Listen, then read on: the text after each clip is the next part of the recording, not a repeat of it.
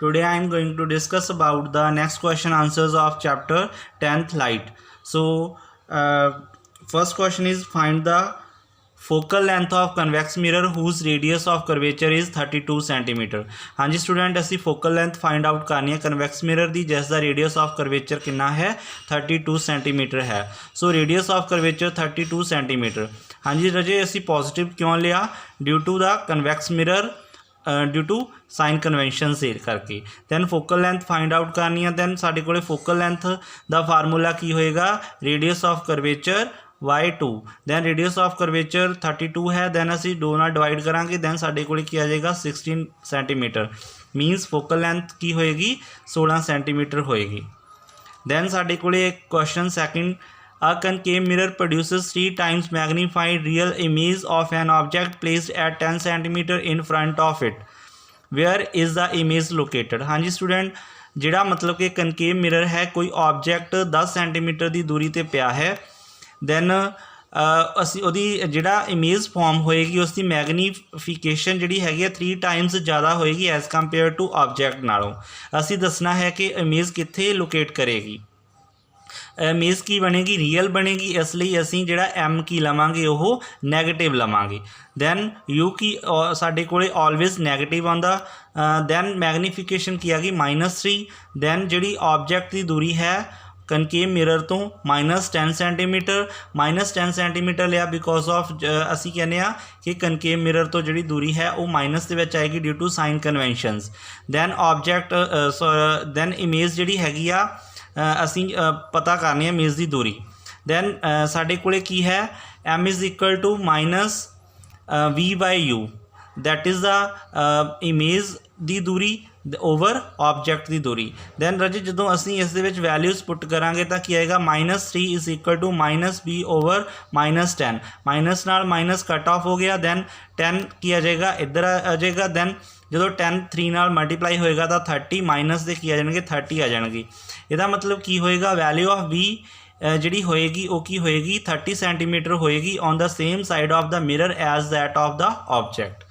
Clear student. Next question साढ़े कोले की है the magnification produced by a plane mirror is +1.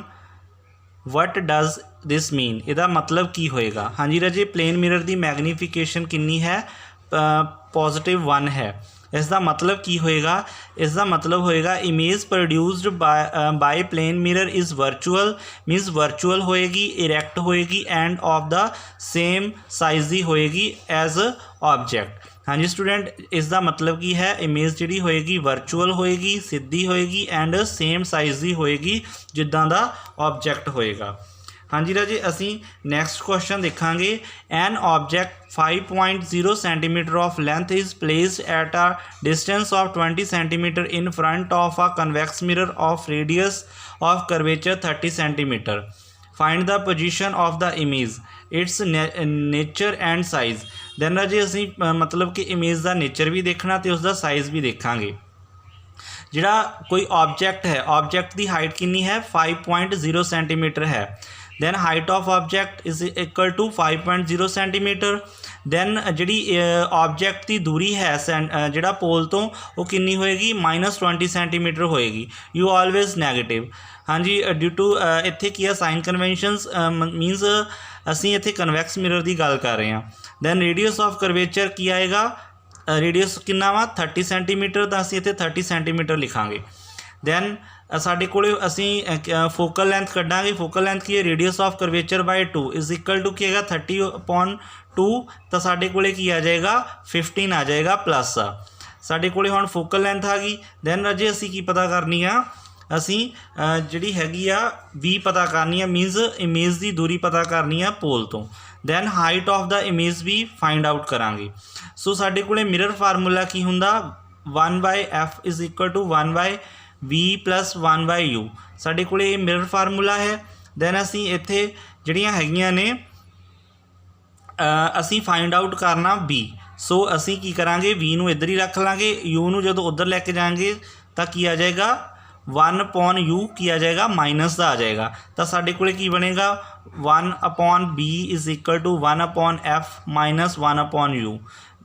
ਤਾਂ ਸਾਡੇ ਕੋਲੇ ਕੀ ਹੈ ਐਫ ਸਾਨੂੰ ਪਤਾ ਹੈ 15 ਹੈ ਮਾਈਨਸ 1 ਯੂ ਕਿੰਨੀ ਹੈ ਸਾਡੇ ਕੋਲੇ -20 ਕਲੀਅਰ ਮਾਈਨਸ ਮਾਈਨਸ ਇੱਥੇ ਕੀ ਹੋ ਜਾਏਗਾ ਪਲੱਸ ਤਾਂ ਅਸੀਂ ਕੀ ਕਰਾਂਗੇ ਜਦੋਂ ਇਸ ਨੂੰ ਕੈਲਕੂਲੇਟ ਕਰਾਂਗੇ ਤਾਂ ਸਾਡੇ ਕੋਲੇ ਕੀ ਆਏਗਾ 4 + 3/16 60 ਸੌਰੀ ਦੈਨ ਇੱਥੇ ਕੀ ਆ ਜਾਏਗਾ 7/60 ਦੈਨ ਅਸੀਂ ਰਜੇ ਸਾਡੇ ਕੋਲੇ v ਆ ਜਾਏਗੀ after calculation 8.56 centimetre so student साडे कोले हुण जिहड़ी v की वैल्यू आई है वो पॉजिटिव है दैन तो असीं कहांगे image is formed behind the mirror image जिहड़ी कित्थे फॉर्म होएगी बिहाइंड द मिरर होएगी और to the right to the mirror होएगी क्लीयर स्टूडेंट दैन असीं मैगनीफिकेशन देखांगे मैगनीफिकेशन का फार्मूला की होएगा इमेज दी हाइट अपॉन जिहड़ी हाइट है किसी ऑब्जेक्ट की तो इज़ इक्वल टू किदे होएगा minus that is the distance of image over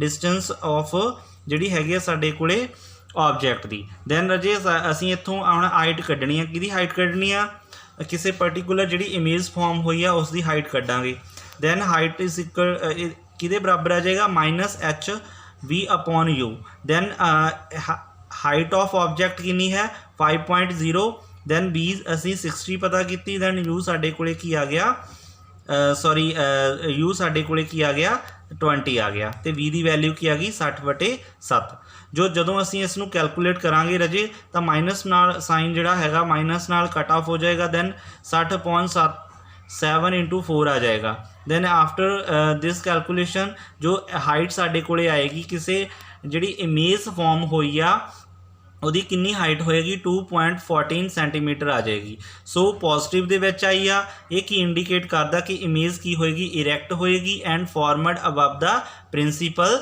axis होए हाँ जी राजे साडे कोले नैक्सट